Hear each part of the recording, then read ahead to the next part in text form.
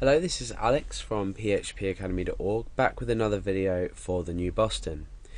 Now, in this short tutorial series about GD inside PHP, we're going to be talking about what GD is, and we're going to be doing a variety of things with GD, and it's called the GD library.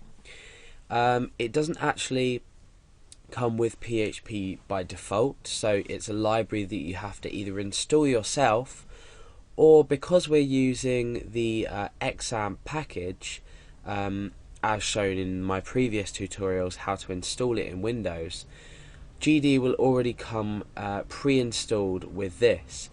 And what we do is we use PHP directly, and using this GD library, what we can actually do is we can generate and we can also modify graphics. So let's take an example and just speak about an example of how you might find GD useful. Now, you may have seen websites that allow you to upload images or groups of images, so multiple images, and you may find that these are watermarked. I know eBay, when you upload an image, it creates a little watermark in the bottom right hand corner, which sort of gives the image some kind of relation to the website. And this doesn't have to be a translucent watermarked image. It can in fact be some text, so you can generate text with GD. You can also watermark another image over an image. So there's a variety of things that you can do with the GD library. Now, another example you may have seen registration forms that ask you to enter some distorted characters or blurred out or stretched characters, and you'll obviously know this is for security purposes. Now, why do we do this? We use what's called a captcha form, or captcha image, if you like, to allow only human-based registrations or submission of data through a form. So, for example, if you have a form and you want the data to be submitted but not submitted in mass, we use something called a captcha image, or a security image really, that is only human readable, or most of the time, sort of 90+% of the time, is human readable. So the distorted text has to be read and then input into another box by a user for the form to, or for the user of the website or for the owner of the website to be satisfied that only humans can register with this form. Then obviously if the incorrect image is entered, or the text from the image is entered, then it's asked to be done again. So this prevents automatic submission of data through forms.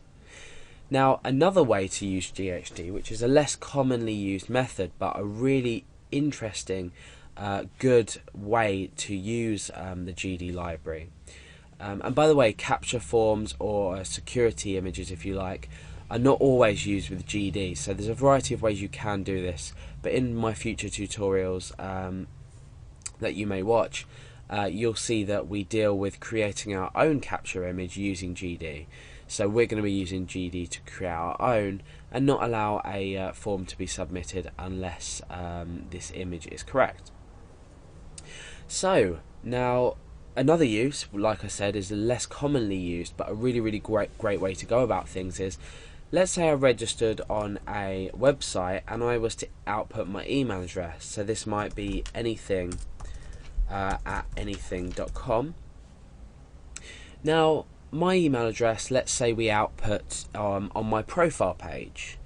Now, if my email address is in text form, so it's in text form that can be picked up by, say, a robot, for example, that's been programmed to go through websites and pick up email addresses. So you'll see some people choose to write their email address like this, or they might do something like dot there and then at there in brackets as well, vice versa, using different symbols. This is just simply for security purposes that they do this. However, a great way to store an email address when displaying it in a profile page, to enhance the security of this so email addresses can't be collected in mass, this gives sort of peace of mind to your users if you store it in an image form. So what we can do is we can store this exactly as text, so it can be text, but we store it as an image so it can't be easily picked up by these bots. Now, I'm not saying it can't be picked up at all. Of course it can, because the point of capture forms being distorted is so it's hard for a bot to read, or a computer program, if you like, to read. But just by adding this into an image, which is quite a simple process using GD, just gives that added security. So it's a lot more secure to store text as image if you don't want it to be automatically picked up by a piece of software that might be trailing through websites trying to collect specific information. So the GD library, like I said, is really useful for mainly these three things. You can obviously use it for a variety of purposes. It can take images and change them. We can change colours. We can change anything really. We're not going to go into the complexities of these things because there are loads and loads and loads of functions used within GD. It's a massive, massive library with lots of functions and lots of ways to do this. So I'm just going to give you sort of an introduction. We're going to use these three examples. We're going to change some text like this, so an email address, into an image.